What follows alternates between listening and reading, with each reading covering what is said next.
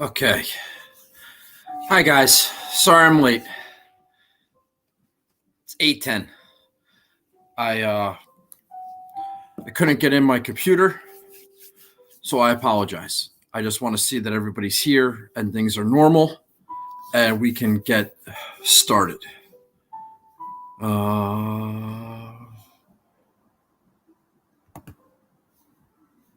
Got no comments. Any comments? Anybody gonna say hello? There they are. There we go. Okay. There's my brother. There's Keegan. There's Charlie. There's my cousin Sarah. Okay. No, I don't want to do that. Oh, I definitely don't want to do that. Oh, this is a freaking disaster already. You can't hear me, Coach? Everybody else can. Alexa, volume 5. Can you believe that this is the comment that relax? Okay.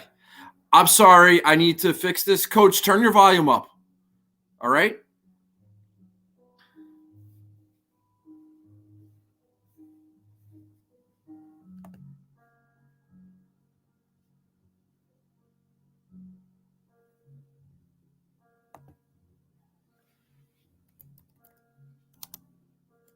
I just gotta, I'm just typing this in so it's on the screen.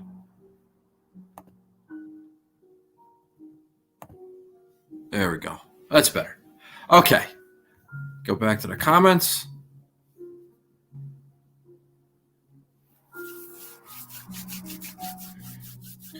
All right. Okay. Nice to see everybody. Glad everybody's here. You can share it and like it on Twitter and do all that stuff. I'd appreciate it. It's fine. I couldn't log into my computer. I forgot my password. So I had to come in as a guest. And I was throwing a fucking conniption. And now I'm here. So, hi. Welcome.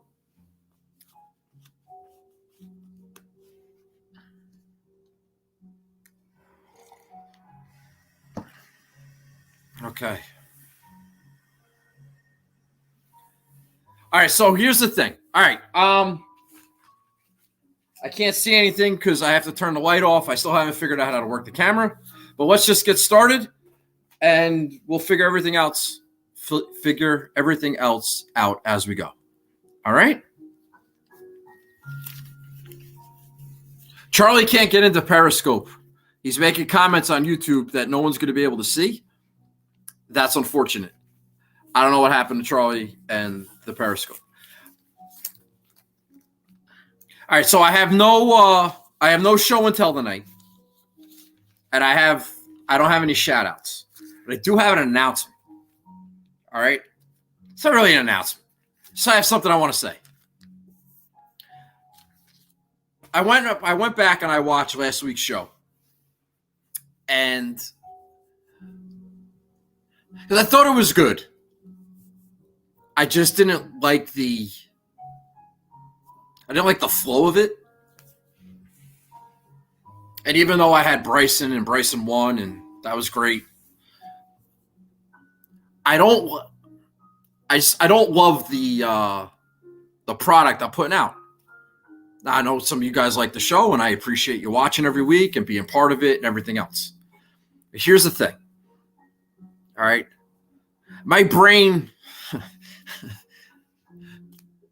moves too fast, and I can't process commentary and keep my train of thought and do the show that I want to do or say the things I want to say if I'm constantly getting distracted.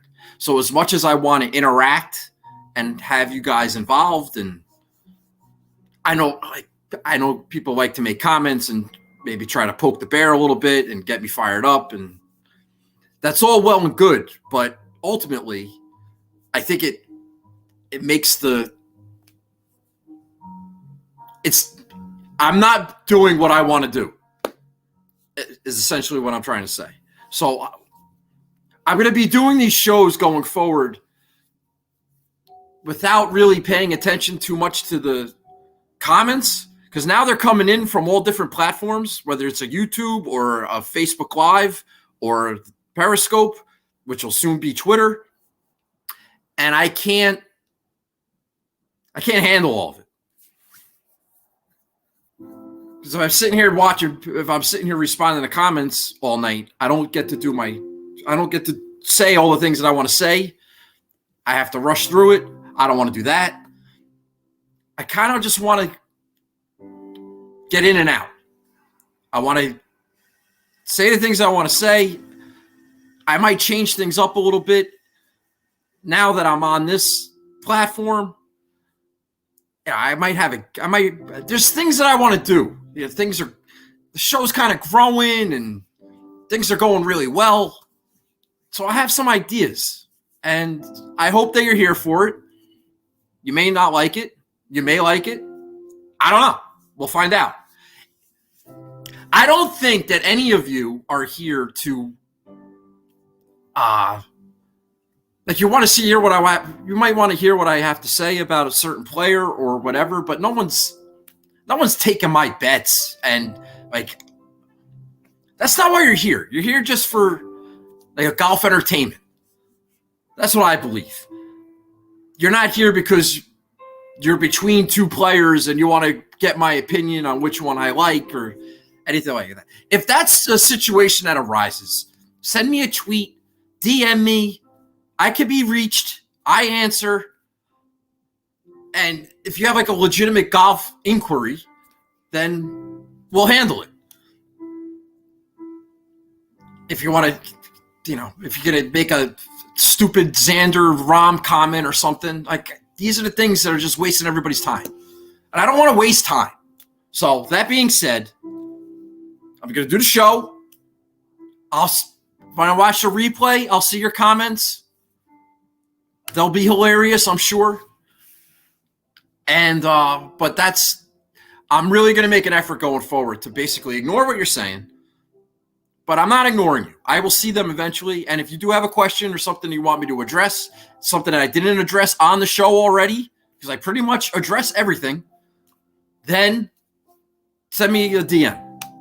Just Wednesday nights after the show are awesome, where I've got tweets and all the stuff. I love Wednesday nights after the show. It's the best. And I'm clear because I don't have to worry about the show anymore. I got a whole other week. All right? So that's that announcement. So thank you very much. I hope you watch the show and you enjoy it, you share it, you like it, you do all that stuff. Subscribe to my YouTube page.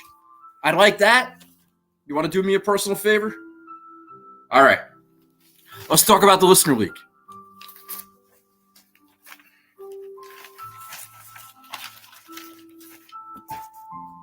Cheers. CJ, I ain't big time in anybody. Shut up. I'm just trying to do a better show. All right, Listener League.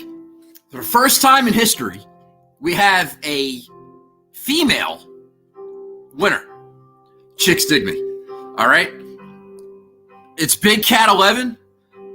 If you remember, we had a shout out to Keegan for her birthday, although I don't remember what it was. I have no idea. I have no recollection of how far back that is. I just know that one show, I wish Keegan a happy birthday. That's Artie's girlfriend, if anybody didn't know. And Artie, friend of the program. So congratulations to Big Cat 11, who won the Listener League with 447 points. She won by 8, which isn't a wide margin. So she got 40 points. I sent out the updated standings this morning in the race for the bagel, which is right here. All right. If there's any problems if your points are screwed up or anything, let me know and we'll fix it. But Oz has been pretty good with that. All right. Keegan's lineup. Big Cat 11. Corey Connors finished in 3rd. She did not have Bryson, believe it or not. Jason Kokrak, T8. Will Zalatoris, T10. Lanto, T21. So 4 guys inside the top 21. It's pretty good. Cameron Tringali, who sucks, T31. And Victor Hovland, her elite pick, T49.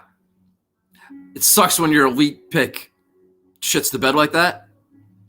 You just think, well, if Hoblin played well, and he was, that could have been a really, really sick lineup. So congratulations to Keegan. I got your address. I'll send the ball out tomorrow along with Dub's ball. I'm going to the post office tomorrow. I'm off. All right? Notable top 10s. Notable top 10s. Everybody's favorite segment. My viewership plummets after this. Powerhouse Bulldogs. We have like 3 different guys with the Bulldogs in their title. There's Florida Bulldogs, and there's another Bulldog guy. But this is Powerhouse Bulldogs. Finished in second, 25 points. Congratulations. JJ Ben 09. Josh Bennett, my buddy. Good old Joshua. Finished in third, 20 points. He was leading going into Sunday and collapsed.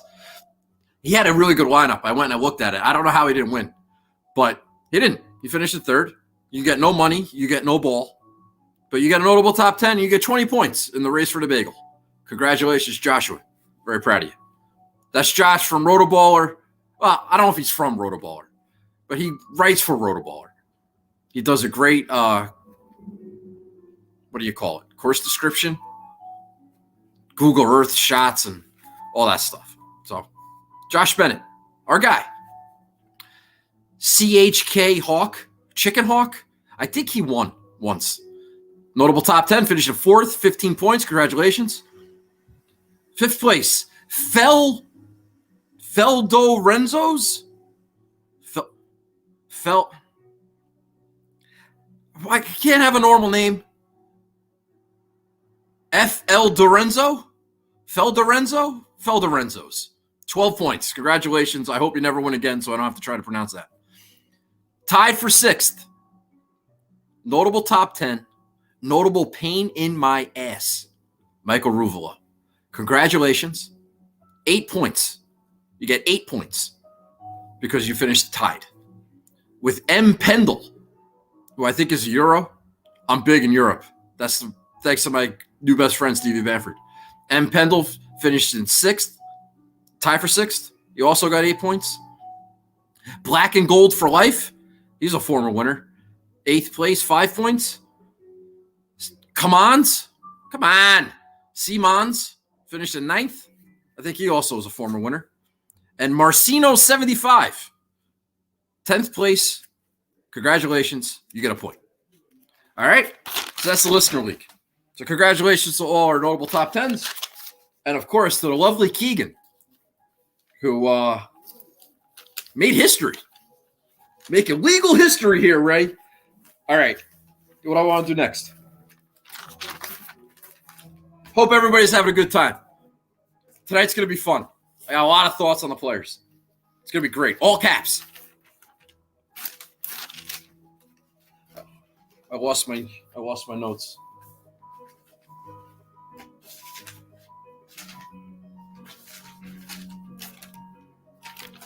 Oh, so how did I do? Well, I did okay. I did not do great in Draftkings. 5 out of 6. 5 out of 6. Who'd have thunk? All right. Adam Hadwin missed the cut for me. That was bad.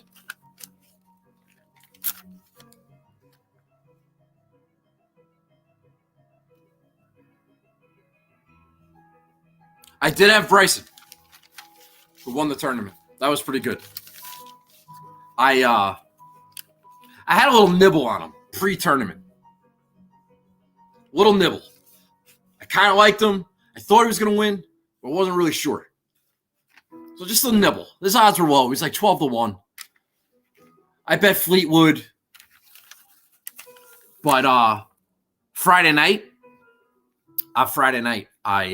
Bryson was 7-1. And I basically placed the biggest bet I might have ever placed on one particular thing. I'm not a big timer, so it's not like I bet $1,000. I'm just saying that for me, it was a large bet at 7-1.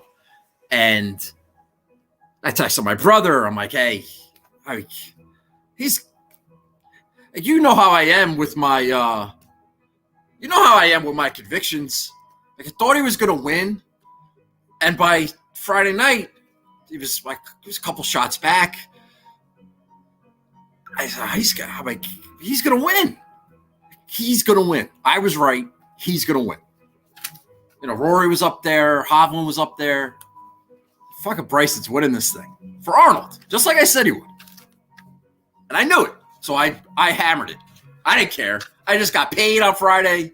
Like, fuck it. Monopoly money. Let's go. And it hit. And that's, you know, with the little nibble, turned out to be pretty good. That's like my 6th winner since November in golf. That's absurd. I'm not taking bows. I'm just pointing out the absurdity of it all. There's no way this can continue. I'd be lucky if I get another winner the rest of the year, which sucks. I don't want to lose the rest of the year, but I mean, how many winners am I going to pick? I had 6. I had Murakawa, Hovland. I had Fitzpatrick over in Dubai. I had Siwoo. I had Patrick Reed. I had Brendan Grace, and now I have Bryson. That's 6. That's insane. Insane. Fucking heater. I can't explain it. I don't know why it's happening. I don't know what it is. I don't know if it's, you know, betting Rahm, and I don't have to worry about that, and not betting Xander, and I don't have to worry about that. I cleared my head. No idea. It's not like I've done anything. I haven't really done anything differently. Like maybe a little like tweaks, but we're always tweaking. So I have no idea. But it's going great.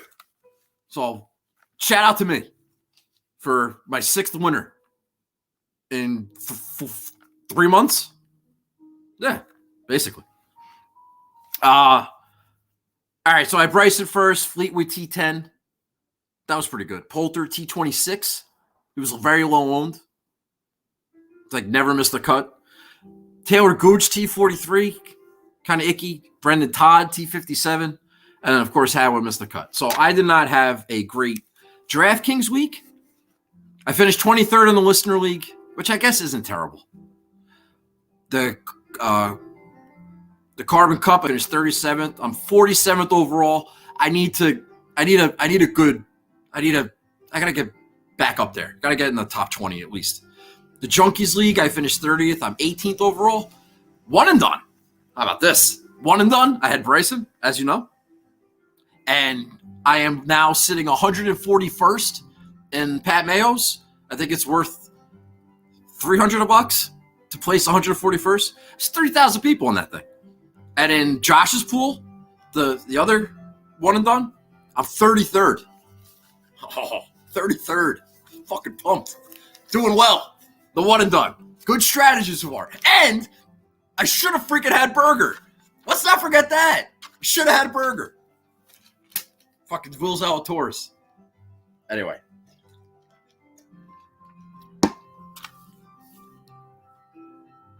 All right. So that was my week. It's pretty good. I'm really taking bows. Just letting you know. It's part of the show. Deal with it.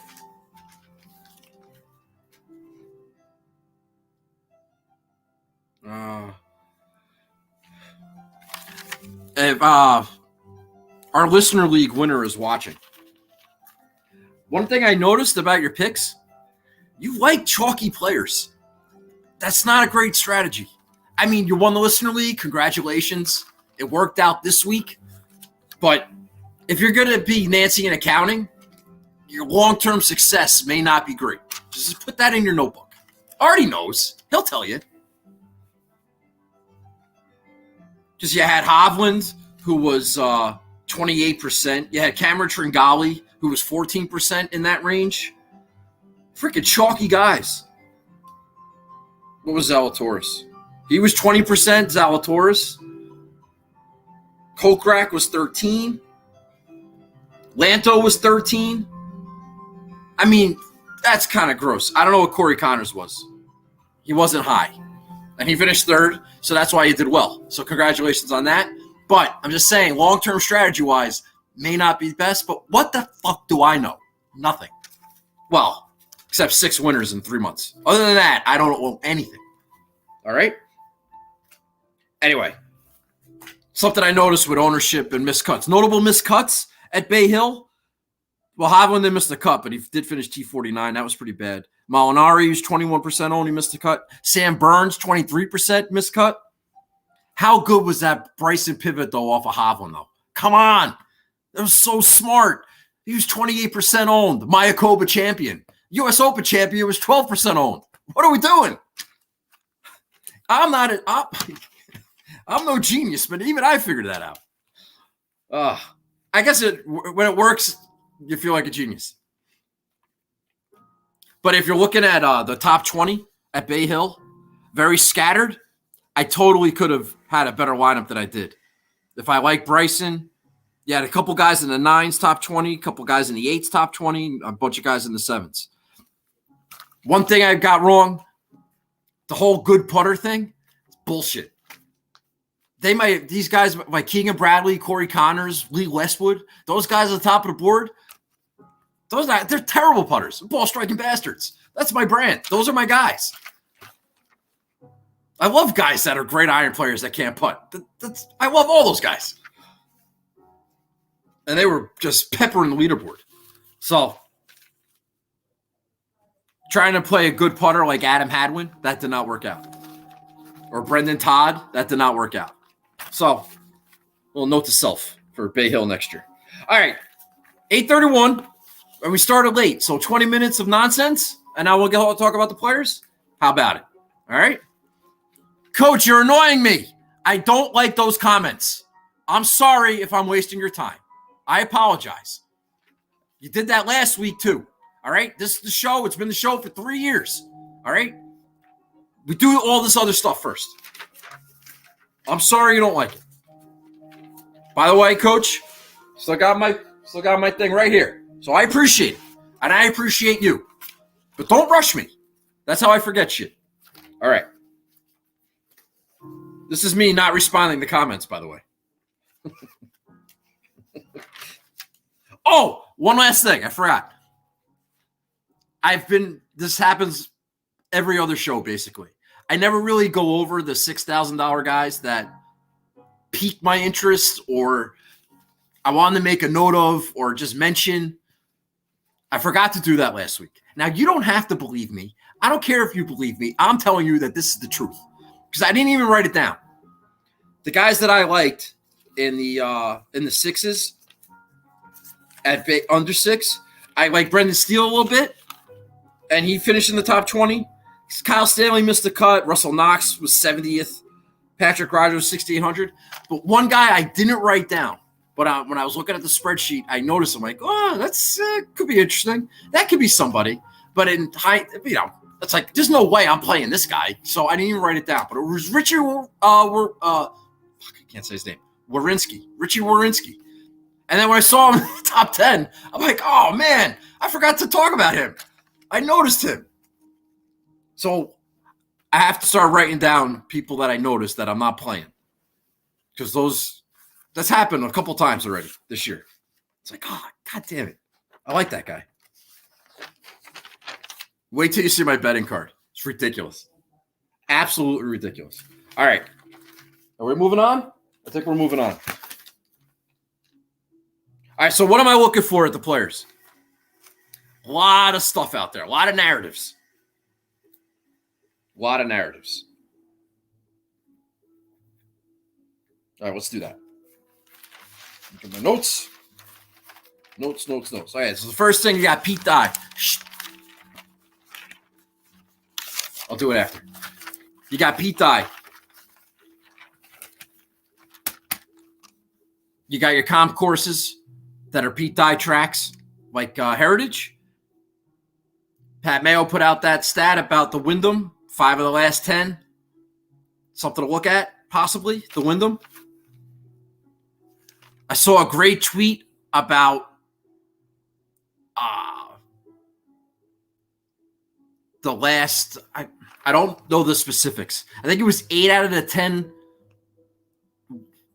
8 out of the last 10 winners had finished in the top 10 in one of their last 3 events. Something like that, which speaks to recent form, I would say. A lot of talk about the weather and the conditions. I got in someone's ass because they said that the ball rolled out and the greens were really firm. And I just don't believe for a second that this golf course is going to play firm and fast. I think they're going to water the hell out of it and make it pillow soft for some of these pampered you-know-whats. But I think he works for the tour. So, bit of a hack. Bit of a yes man. I think that it's going to be nice and soft. Even though it's not going to rain, they might play preferred lies. It might be so because they're afraid of mud balls. And then, of course, the greens. Bermuda greens, right? Everybody's talking about Bermuda greens. And then my buddy tips me off that, well, no, Bermuda's dormant this type of year, and it's like a POA bent mix. So I'm like, well, wait a second. Why is everybody saying Bermuda? Nobody knows this.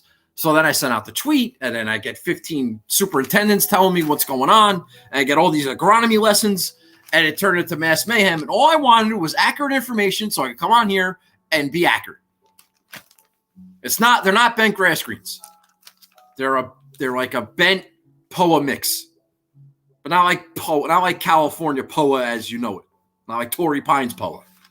Just like a little mix.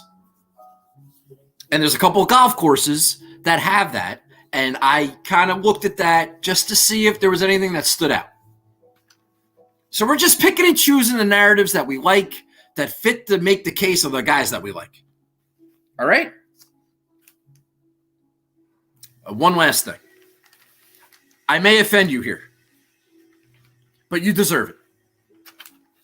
And I say this with love. Everyone's talking about last year's players, the one round. Now, everybody knows the rule. Like, what's like the biggest rule? All right, you don't tweet on Thursdays. And why don't you tweet on Thursdays? You don't tweet on Thursdays because it's fucking irrelevant. What happens on Thursday may have an impact on what happens on Sunday. But most likely, it probably won't. Because it's golf, and there's a lot of golf left. And there's no reason to take any bows on a Thursday, because by Sunday, you're going to look like a schmuck. You look like a schmuck on Thursday. So everybody that is talking about what happened in one round last year, you're a schmuck. You're a schmuck. I love you. I appreciate what you do.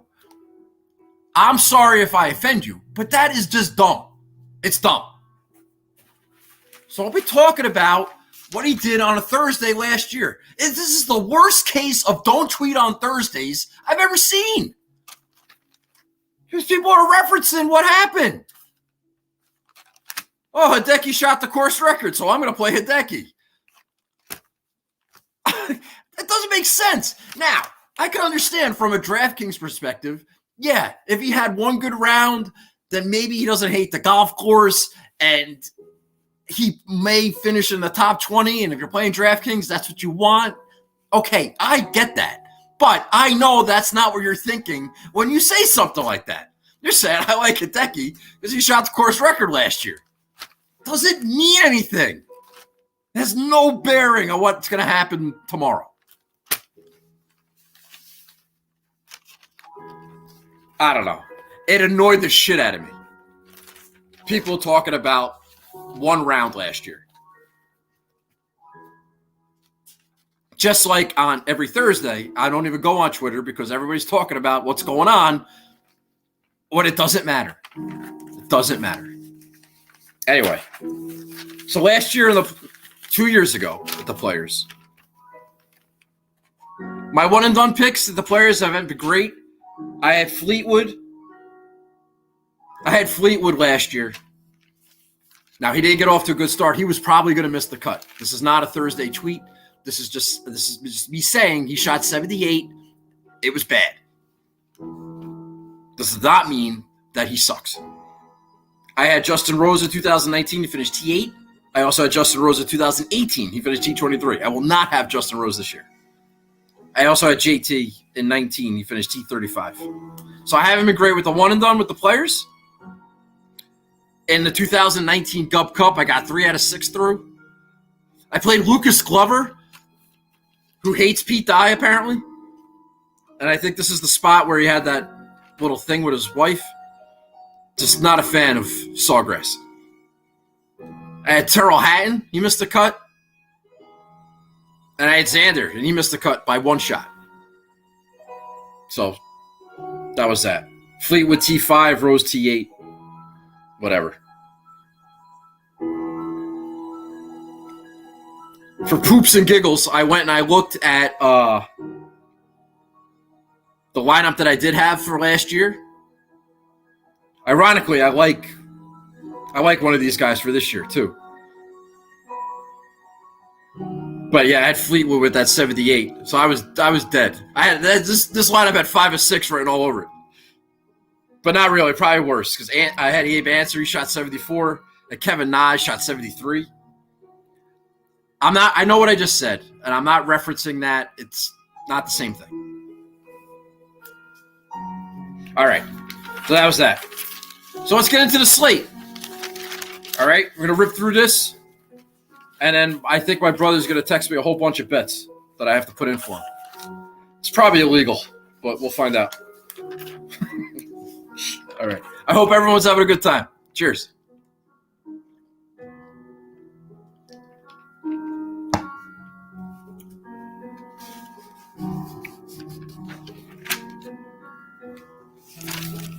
All right, how do I want to do this? All right, I'm just going to take this off. Put that there so I can stop freaking flipping every 10 seconds. I'm done with that. Okay. All right, where do I want to start here? There's a ton of guys that are really, really good golfers, but they have that one thing that is holding them back. And I think the key is to find out which one isn't going to be held back anymore. Let's see if I can have that make sense.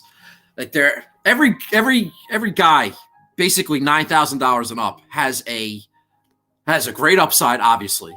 But they have like one thing. There's no clear-cut favorite, in my opinion. Now, ownership-wise, a lot of people are taking Patrick Cantlay, which I understand. It's a fine pick. Nancy and Accounting is going to be very happy with Patrick Cantlay, I'm sure.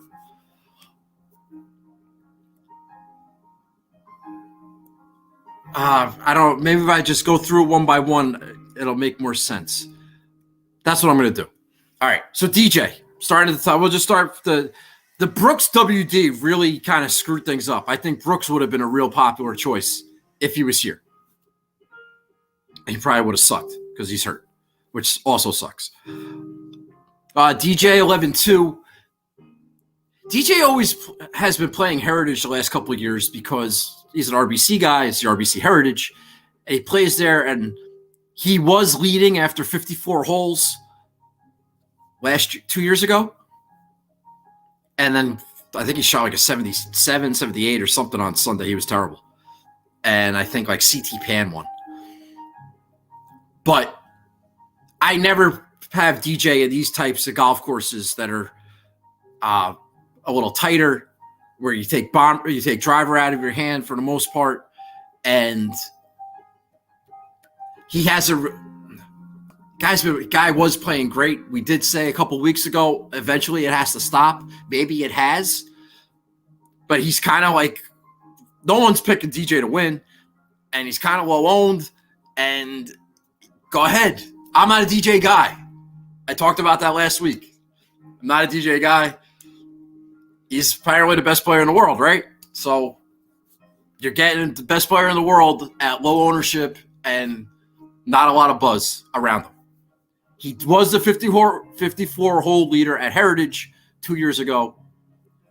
And one other thing about DJ, he was good here last year. It was the first time. And it was also, I keep saying last year, the last event. You know what I mean? 2019. He was fifth, I think, in 2019. And that was the first year that they played it in March as opposed to May. Maybe that was the difference. Conditioning would be a little different. So maybe he played better, or he's just DJ and it doesn't matter. I don't know. But there's that. Rom. People kind of falling off the Rom bandwagon a little bit. But then again, I got rabbit ears for any time somebody talks about John Rom. So I hear everything.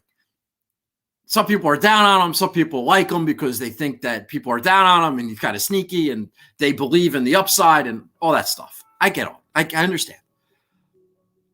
As far as ownership goes, he's less owned than Rory, above the 10s.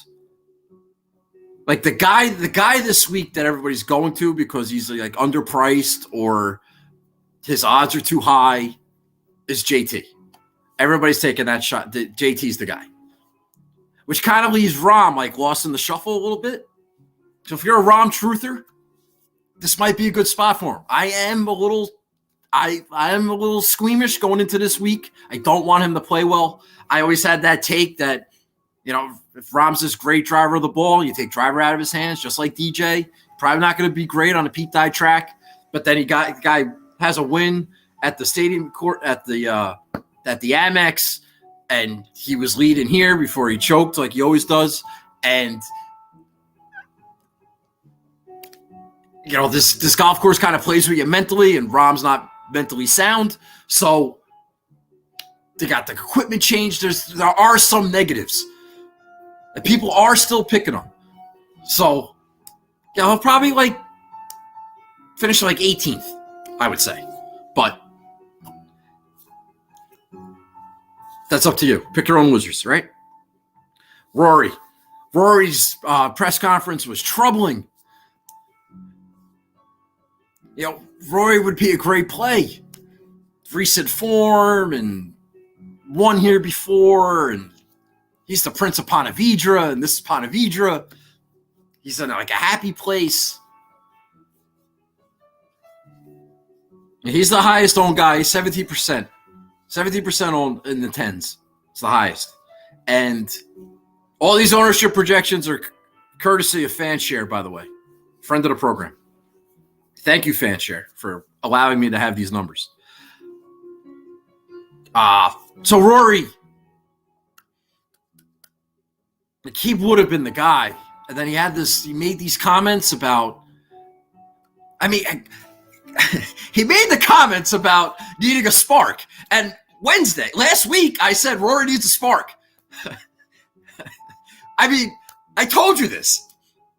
I said he needed to get mean, needed to get angry. He's like, after the tournament, I got to figure it out. I need a spark. I might need a change. I don't know what's going on. I'm like, yeah, Rory, we know. But now he's in his happy place, and he's great. And if he does figure it out, whatever it is, he's talking about swing thoughts. And I don't know anything about the golf swing. He's talking about swing thoughts, and if he lowers his arm or whatever, and this releases, whatever the hell he's talking about. If he figures it out, he's super dangerous. Super dangerous. It's my dad's one and done pick. I did not talk him out of it because it could happen. It can happen. All right.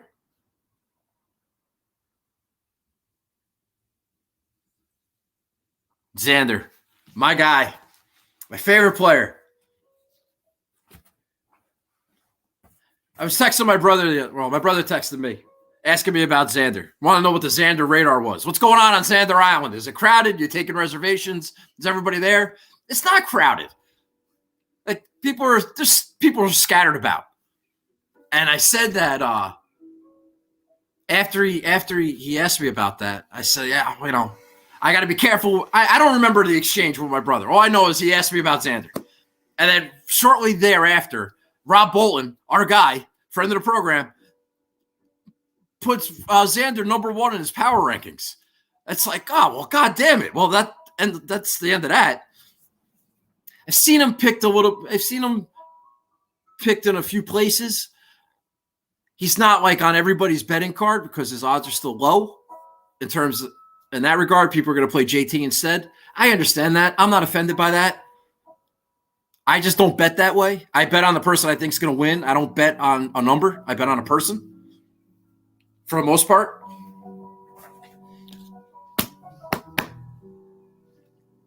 I do think Xander can win this tournament. He talked about, this golf course. The word of the week is volatility, right? A lot of volatility at the top of the board, a lot of water, a lot of volatility in the scores, a lot of volatility out there. If you have a bad drive, you're dead. You hit a bad approach, you're dead. You miss a lot of putts, you're dead. There's a lot of volatility. So you have to be consistently good in all aspects of your game, which is exactly what Xander is, right? So is Rahm. He's that type of player. So in that regard, it makes him a threat. I didn't bet him. I did not roster him. I have been saying a win is coming. I know it's coming. How do I know? Because I'm not betting him. It's going to happen. Could it happen this week? I think it can. I do think it can. And I'm going to take a freaking bath because I have bets on a million other people and I have nothing on Xander and I don't have him in my Draftkings lineup. But I'll be so thrilled that all this bullshit will be over. So I'm not saying he's under the radar. Ownership-wise, he's 14% owned. That's low for him. There's 1, 2, 3, 4, 5, 6, 7, 8. 8 guys, $9,000 or higher that have higher ownership than Xander. That should tell you what you need to know. He's kind of under the radar. And that's exactly where we want to be. I did not need Rob Bolton putting him number 1 in his power rankings. I have a lot of confidence in Rob Bolton. Rob Bolton's good.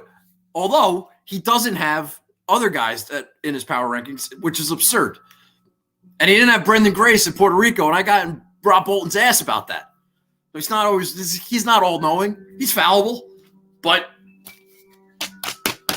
maybe he knows something. Maybe I know something. And maybe Xander wins this week. JT is scary. Everybody's betting him. His odds are too high. He's 22% owned. Most people are starting their lineups with him. Him and Cantlay. I did put a little sprinkle on him just in case he's back. Someone said that his driving off the tee numbers are worse than Spieth in his last couple of rounds. If JT's going to spray it all over the place here, that could be a problem. But he makes a lot of birdies. It's going to be soft if they're playing in a dome. JT is super dangerous, super live. And everybody's going there. So, I mean, I'm not going to say anything bad about the kid. JT's freaking awesome. I don't like Bryson, though. Just going down the list here. Bryson, when he played Heritage in the hashtag return to golf, that was when he made that comment about not being able to unleash the Kraken. It's like a true Bryson quote. And I just think he's going to be in a cage here. He's not going to be able to use the best, not going to have the advantage that he usually has. Is he a great player? Yes. Am I fading him because he won last week? No. It's just his skill set now doesn't fit this particular golf course, in my opinion. So, and Bryson said it himself. He couldn't play Heritage, but he was still good at Heritage. He didn't win. That's not like he didn't miss the cut. I don't remember exactly where he finished, but he just wasn't awesome. And in this range, you need him to be awesome. Like he's gonna, your pickup here is gonna be basically your pick to win. So with all the volatility out there, and all these bombers and everything else, I decided to play Webb. I'm playing Webb Simpson. Webb Simpson's going to be my one and done pick. I bet him. And kind of like DJ at concession, I kind of feel like I don't love it. I don't love it. But I think it's the safest. I think it's the safest play. Because there's not a lot of volatility in Webb's game. He's not going to be wild off the tee. He's good around the greens. If he gets in trouble, he can make putts. It's not a long golf course, so it's not like the golf course is too long for him. In terms of one and done, I wanted a top 10 player, and I'm not going to use Webb at one of the majors or in a playoff event when they're playing these big, long golf. This is a perfect spot for me to use Webb in one and done. So knowing that, and I'm going to get very greedy. I need to have my one and done pick in my lineup. I need to bet him. I want it all. I want all the buckets. So let me make a case for Webb, because it's not a terrible pick. He's very popular. I understand that. I have some ownership leverage in other spots. Webb's last 3 starts, or his last start, he was 6th. So he checks the box of having a top, a top 10 finish in one of his last 3 starts. 16 first and 6th, his last 3 starts here at the Players. Heard a great nugget on Wiley's podcast today. Paul Tesori, his caddy, he's a Jacksonville guy. He fucking knows TPC Sawgrass like the back of his hand. That's a great nugget. That's so true. I loved hearing that. That's course knowledge. Perfect. And a Pete Dye golf course where there's trap doors everywhere, that was great. Obviously, Webb's played well here before. So I like that one. If you want to use this is really what sealed the deal for me. I talked about the greens and the grass type on the greens. Somebody sent me, or I saw a tweet of the golf courses that are played on tour that have a similar grass type to what they're playing this week. And that list is the Valspar, Phoenix, the Texas Open, American Express, Memorial, Travelers, and the Safeway. Now, Phoenix is on here. My ears perked up when I saw Phoenix. Now, I always think of everything in terms of Xander. I'm like, Xander played pretty good. Xander made a couple of putts at Phoenix this year. But then I was thinking about, Webb won Phoenix. And then I was thinking about Heritage, Pete Dye track. Webb won the Heritage. And then I was thinking about Wyndham. And I'm like, Webb named his kid Wyndham because he likes Wyndham so much. It's all there. It's all there. There's no, yes, there's an aspect of you're going to play Webb Simpson and not Justin Thomas. Yes, there is that aspect of stupidity. But, yes, I am. Because everybody wants to say, there's a great Andy Johnson, fried egg, shotgun start. So Webb Simpson's like the best player in the world when you take driver out of his hands. And he might be. And this golf course, you take driver out of your hands. And he's a good form, and I like Webb. So that's where I started with that. I know I'm going long. I started late. But it's the fucking Players, man. We're pumped. I hope everybody's having a good time. Nancy doesn't have Webb. I saw that. Nancy has Patrick Cantlay.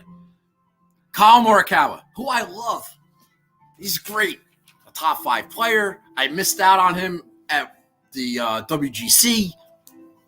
Best iron player on tour. Got to be a great iron player here. All true. Can't argue. You want to start your lineup with Colin? Go ahead. You want to start your line with any of these guys? Go ahead. That's your job. However, Kyle Murakawa at the RBC Heritage last year, not good. T56th. Does that mean anything? Probably not. That's the only negative thing I could find about Murakawa. Wasn't great on the other Pete Dye course that he played last year.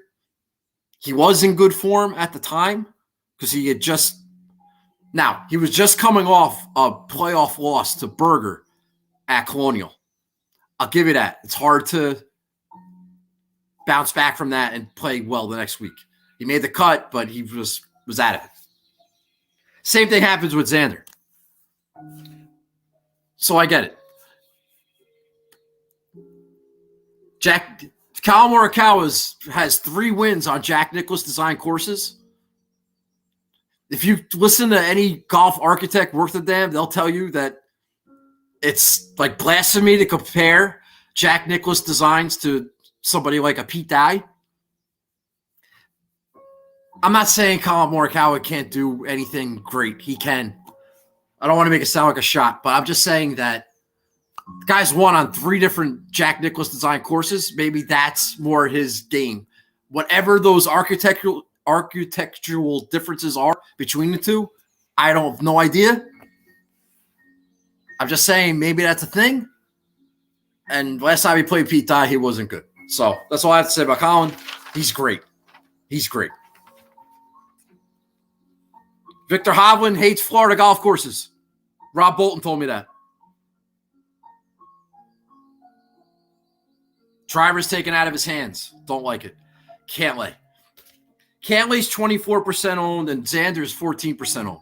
If Xander was 24% owned and Cantlay was 14% owned, I would say, everyone says Xander and Cantlay are like the same guys, right? Some will even say Cantlay's better. I think some people say Xander's better. I think they're both really, really awesome. I think they're in the same boat.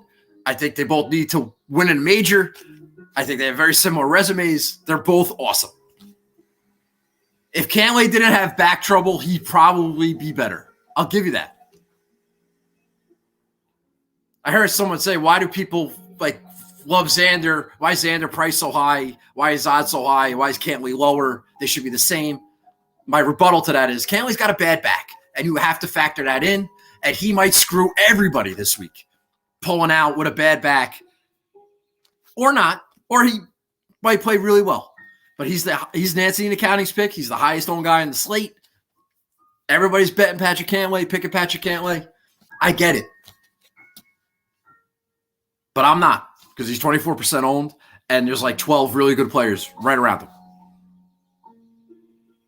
Finau is 21% owned. I don't know about Finau. I don't really have a take. So and Reed's 9,000. He's the lowest owned guy, $9,000 and up. People are betting him at 41 because he's Patrick Reed. I understand that. But I don't know. Maybe his form might be a little off since the win. I didn't really research Reed that much. I don't think he has a top 10 here. Finau, again, driver taken out of his hands, but Finau's one of those guys kind of good at everything except putting. But he doesn't have a great history here either, does he, Finau? I don't even know. No, it's Finau. I made my picks. I took Webb over Finau. Webb beat Finau at Phoenix. If Phoenix greens is a thing, Finau was good there. Finau's good everywhere.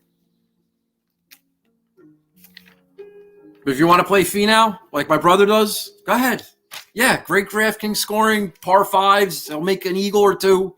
There's a lot of water on the golf course. You never know. It's golf. Very volatile. I don't know if you heard that word this week.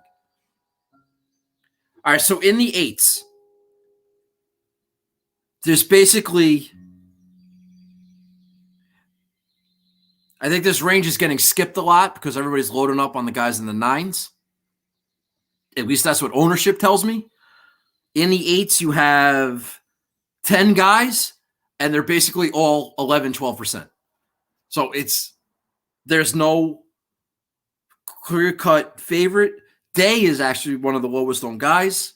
Also a bad back. The screw factor with Day is very high. So when I made my picks yesterday, these ownership numbers were a little bit different. If this is how they're going to end up,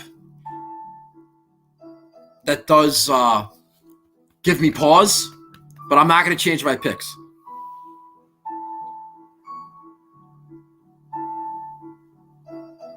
But yeah, Sheffler, Berger, Hideki, Spieth, Hatton, Casey, Im, Fitzpatrick, Adam Scott. They're all 11, 12, or 13% owned. So it's pick your own losers because they're all the same. There's no ownership advantage.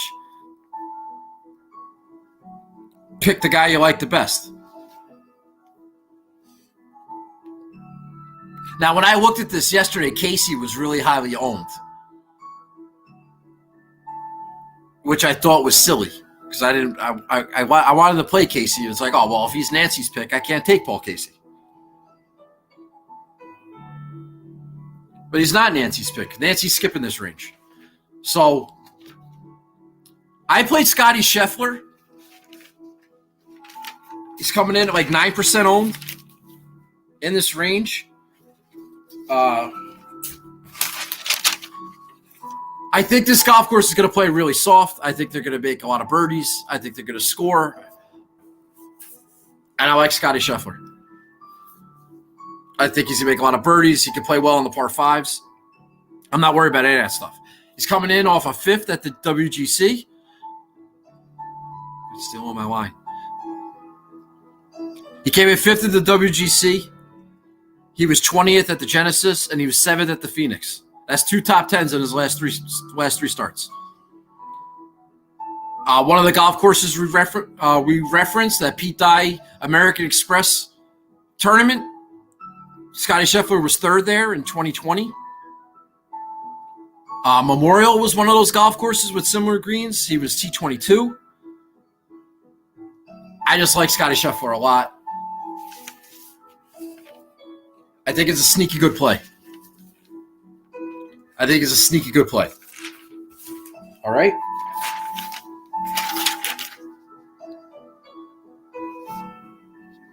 I almost played Berger. Almost. I have another unlikable guy instead. Okay. Berger may not be unlikable, but his girlfriend was not nice to me. I love Hideki, but I'm fading him only because I can't stand the people that said Hideki shot the course record last year, and that's why I'm playing him this week. All right? I did play Tyrell Hatton. Tyrell Hatton coming in 12% owned. He was 21st, 22nd, and 6th in his last 3. He also won not too long ago. Tyrell Hatton's priced at $8,500, and he's ranked 7th in the world. That was one of the reasons I got on Hatton, is because he's in the top 10, and I wanted to pick a top 10 player for the one and done. And I liked Hatton. And then I started hearing stuff about Hatton, and I'm like, people are going to be on him. And now, if I'm talking about ROM and head cases, like Tyrell Hatton could be a head case, and his course history here isn't great. However, he's a different player than he was the last time that they played this event. So the fact that he has 2 missed cuts and a 41st here, that wasn't the same Tyrell Hatton that we're seeing now. That wasn't top 10 player in the world, Tyrell Hatton. If you remember at the Heritage that Webb won, Tyrell Hatton finished, 3rd? Yeah, he finished in a tie for 3rd. So he's a ball-striking bastard. He's got a T8 at Colonial, which is one of these tighter tracks. At Phoenix, he finished 15th, same type of greens. At the Match Play, which is a Pete Dye track, he finished 9th in the Match Play, which means what? He made it to the quarterfinals or lost in the quarterfinals. So I think there's a lot of value there. As the 7th ranked player in the world, $8,500, but he's only 12% owned. His ownership should be higher. He should be Nancy the Counting's pick, but everybody skipped this range, so I'm grabbing Hatton. He started out bad last week and recovered, had 2 great rounds, and then maybe had a bad Sunday. People that pay attention to numbers talk about his tee to green was great, but he just was terrible with his putter, but he's a good putter. I just like it. So I'll play Tyrell Hatton. I told you this range was kind of being ignored, And to have a contrarian lineup stand, I peppered this range. I got 3 guys. I'm also going to play Matthew Fitzpatrick. My boy Fitzy. Coming in 11% owned, which is a lot higher than it was last night. Last night it was like 6 or 5. I don't know. But in his last 4 starts, 10th, 11th, 5th, and 17th. It's hot. This is his 5th appearance here. You've heard a little bit of talk about how experience matters here. And, it takes a couple laps around before you start to get the hang of it, before you get your first win here or something along those lines. Experience matters. Now, I say that, and I played Scotty Sheffler. But maybe I'm right, maybe I'm wrong. We'll find out. He was 41st, 46th, and 2 missed cuts here. Listen, Fitzpatrick is one of these. All right, little trivia question for you. This is how you know if you're a good golf fan or not. Do you have any idea what Matthew Fitzpatrick has said is his favorite golf course on the PGA Tour? Do you know the answer to that question? Okay, I know the answer to that question because it's kind of funny. But Matthew Fitzpatrick, even though he's never really played well here before, he loves the Heritage. That's his favorite golf course on the PGA Tour, apparently. And now he's got a 14th place finish there, but he doesn't have a top 10. But maybe he likes a Pete Dye design. I don't know. Maybe he's full of shit. Maybe he's just trying to be funny. But he was good at Memorial. Memorial's one of those greens. He likes those. I listened to the podcast, which they gave me a shout out with the Be Right podcast, Golf Digest guys. They got Alex Myers, Chris Powers, and Stephen Hennessy, who owes me a pizza, by the way, because Tommy Fleetwood top 10 last week, because Keegan double bogeyed the last hole. But Fitzpatrick was a guest on the show, likes really fast greens. He was good at Memorial, finished 3rd. And the Data Golf guys said that Memorial is like the biggest comp to this course. I don't know why.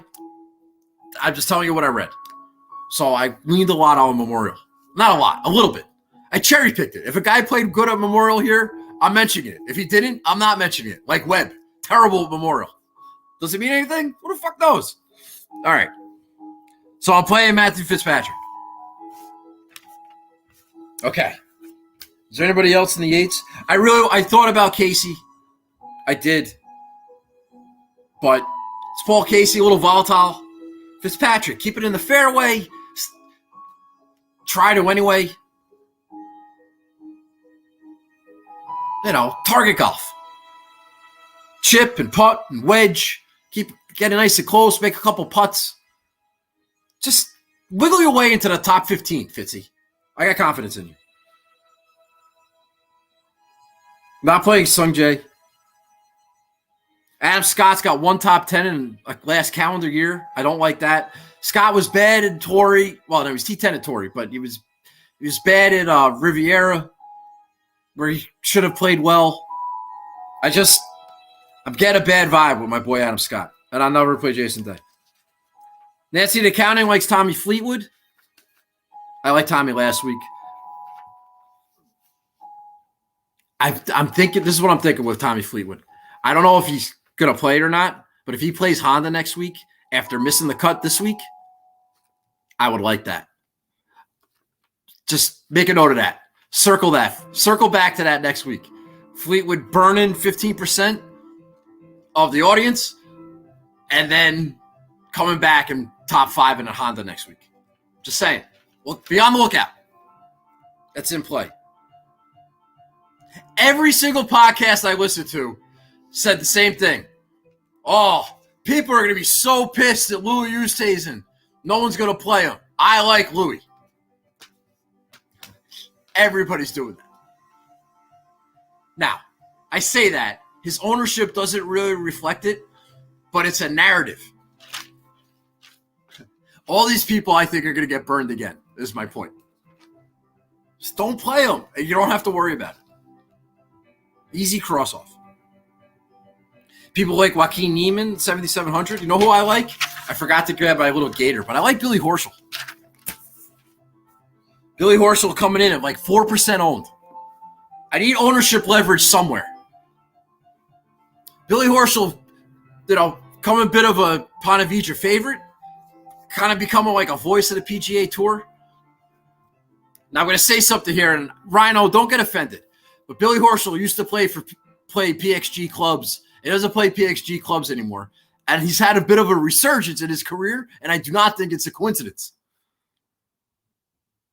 He missed the cut last week at Bay Hill. Never really plays well at Bay Hill, even though he is like an Arnie guy.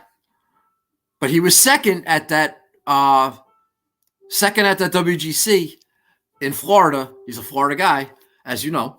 And so he checks that top 10 box. This is his fifth. In his last seven starts, Billy Horschel has 3 top 10s.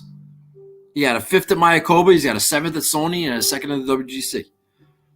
Billy Horschel won the Zurich, which is a Pete Dye design. He's got 2 thirds at the Valero Texas Open. I didn't research this, but I'm almost positive that's on that list of golf courses with similar green types. If you want to talk about the Wyndham, he's got a 2nd and a 6th at the Wyndham. He's got a 5th at the Heritage. You want to talk about Memorial? Last year, he was 13th at Memorial. The week before in the Workday, same golf course, a T7. He can putt on this surface. He likes Pete Dye. He hasn't had great finishes here. I forgot to write down his course history at the Players. I don't even think he's got a top 20. He might. But I'm using that to my advantage. I think that's one of the reasons why he's being ignored, considering the fact that he has 3 top 10s in his last 7. He's 4% owned. He's like 90-1. I could see like a Billy Horschel winning the Players. I heard somebody else mention that. Like this would be like the crowning achievement of his career. That'll also be true for a couple other guys. Right, you get the Players on your resume. But this could be like a Kuchar situation. Billy Horschel. I like it. All right, next. And then we'll get to the bets and we'll get out of here. Thanks for sticking around. I appreciate it. I hope that everything's going all right. All right? I'm missing the new comments. I hope you're not pissed off about it. If you guys have any issues, just send me a DM. We'll talk about it. All right?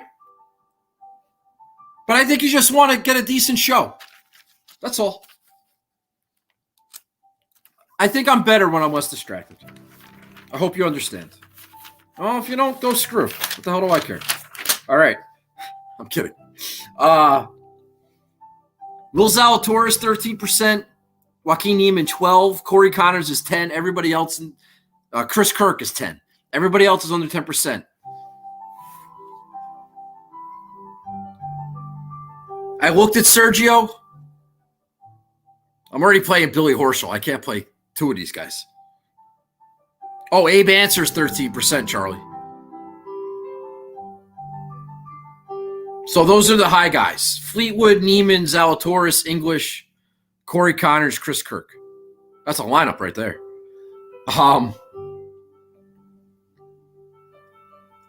Ortiz, Henley, Sam Burns. Na's on my betting card on a whim.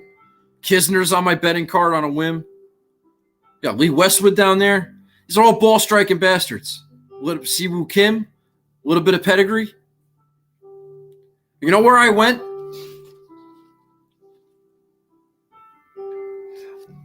Ian Poulter's 3%. I had him last week and he was okay. He finished T26, I think I said. He was okay. So I wasn't really wrong about that narrative that I said last week where he's like a top 60 player in the world, wants to get into that top 50, maybe gets into the match play. You don't want Ian Poulter in the match play, believe you me. All right, he's going to be, if he ends up, that's a rough go for a top seed. If I'm Xander, I don't want to play Ian Poulter in a match. Right now, he's 62 in the world. If he's in the top 64, he gets in a match play. If he gets in the top 50, he gets in a Masters. Highly motivated Marine. Right, Steve? My boy Steve. Great quote. His last three, Ian Poulter, T26, T35, T18. Now, I don't think he's going to win. I bet him anyway, but I don't think he's going to win. But he's finished second here twice. In 5 out of his last 12 appearances here, he's got a top 25. I'll take another top 25. What says you, Ian? 6 out of the last 13, top 25. How about it? He's got 2 seconds here and an 11th out of those top 25s. 2 seconds. I'll take a second. At the Heritage, he's got a T10 and a T14 the last 2 years. Ian Poulter, 3% owned. Totally under the radar. Fucking gamer, that guy. So I like Ian Poulter. So that's my lineup. I didn't dip below 7, and I have nobody in the 6s. I'm balanced, but not balanced in the same way everybody else is balanced in their lineup. All right? Yes, I faded the 10s, but I only have one guy. I have one guy in the 9s, right? And I got 2 guys under 5%. I'm solid. I could win the Millie Maker with this lineup. Maybe. Probably not. But everyone's gonna zig, I'm gonna zag. All right, I'm gonna win a Millie Maker with nobody in the 6s. Unlikely, but it's very volatile. So maybe it's not volatile this week. No volatility this week. Why? Because nobody knows nothing. That's what I say. So I got Webb Simpson, Scotty Sheffler, Tyrell Hatton, Fitzy, Billy Horschel, and Ian Poulter. Does that have 5 out of 6 written all over it or not? All right, I actually want to hear your comments on that. Who out of those 6 guys, who misses the cut? Who gives me my 5 out of 6? Is it Horschel, Fitzy, Poulter, Scotty Sheffler goes into the drink?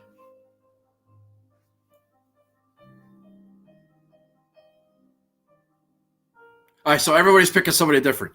Okay, great. Well, I feel good about that. That means I don't have a complete dud on my team. I don't have an obvious. I'm not gross.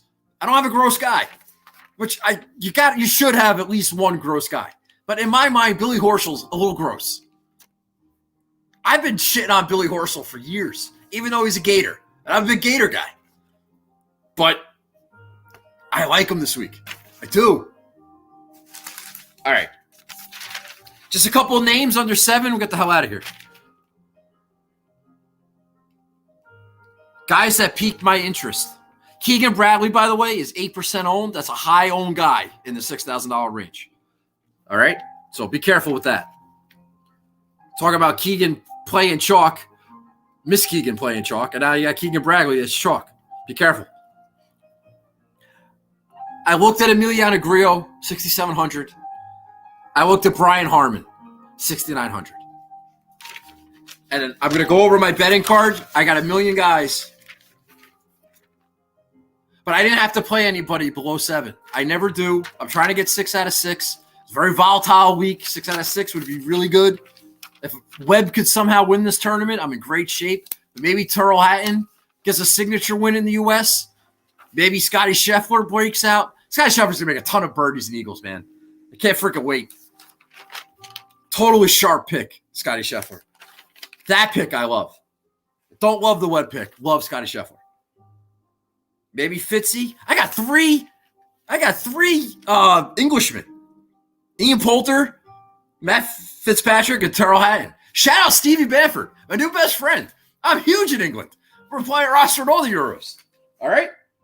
I like it. All right, so my betting card.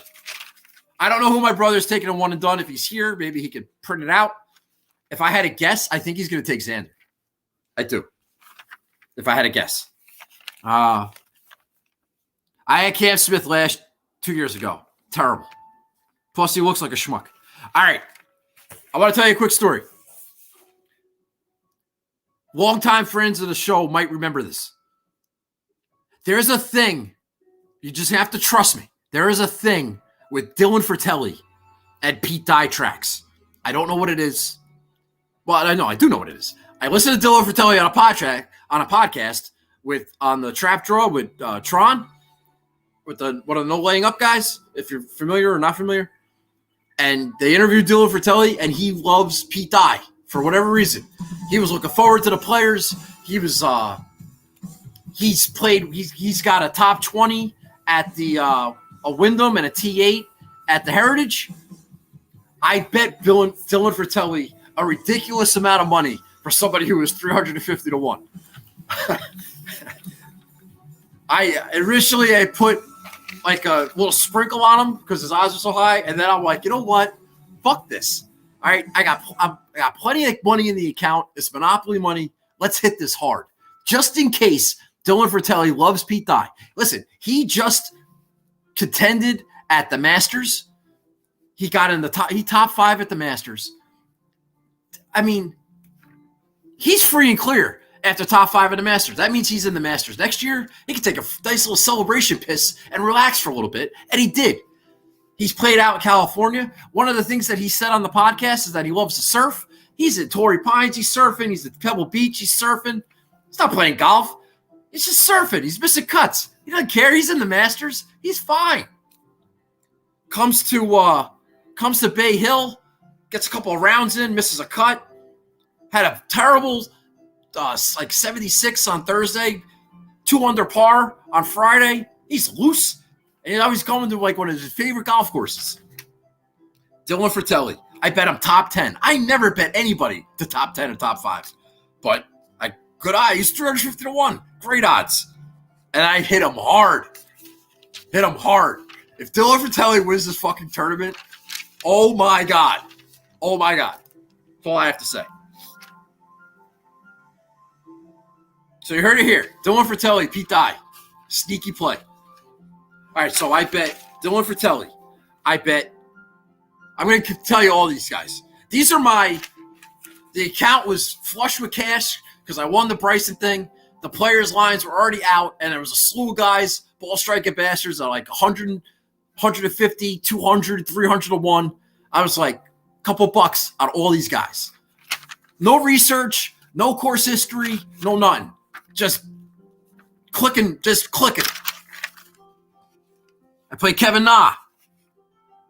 I played Gary Woodland. I bet Henrik Stenson.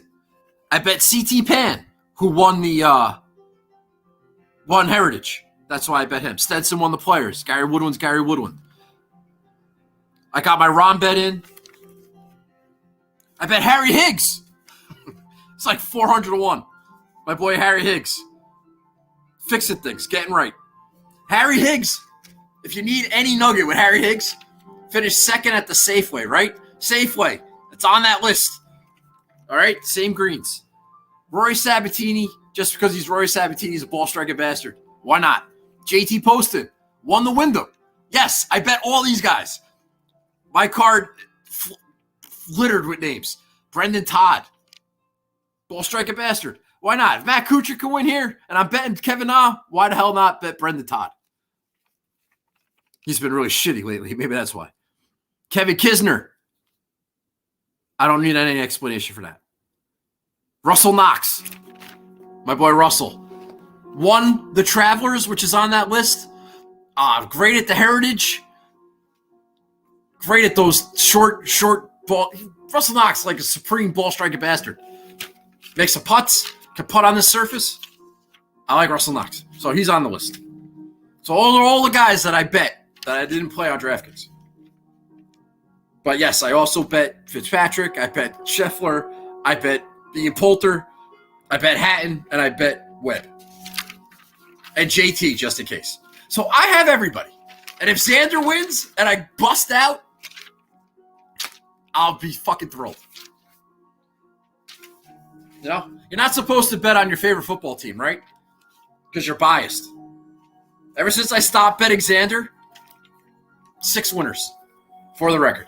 All right, that's it. I'm going to go. I went long, and that's without comments. But it's the players. It's a huge deal. I'm off tomorrow. I'm getting a free pizza delivered I got every shot, every hole, every player. I'm fucking pumped. All right? So, I just did, Carter, you jerk. This is why I don't read the comments. Some of you guys are freaking mean. All right. I appreciate you watching the show. Good luck this week. I wish you the best of luck. I hope you win money. I hope I win money. I need a good DK week, Millie Maker, whatever. I want a green screen this week. All right?